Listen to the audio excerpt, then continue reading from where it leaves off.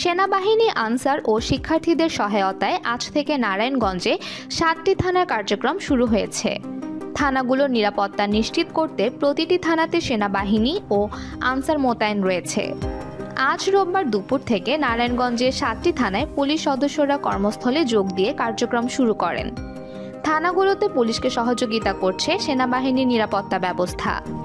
নারায়ণগঞ্জে মোট 7টি থানা রয়েছে। সদর, ফতুল্লা, সিদ্ধিরগঞ্জ, বন্দর, সোনারগাঁও, রূপগঞ্জ ও 2500 থানায় পুলিশ কর্মস্থলে যোগদান শুরু করতে দেখা গেছে। কোটা আন্দোলনের পর 5ই আগস্ট থেকে দীর্ঘদিন থানার কার্যক্রম বন্ধ ছিল। এর মধ্যে সিদ্ধিরগঞ্জ ও 2500 থানায় আগুন দেয় দুর্বৃত্তরা। এতে করে সব কয়টি থানা বন্ধ হয়ে পড়ায় সাধারণ মানুষ নাগরিক সুবিধা থেকে বঞ্চিত হচ্ছিল।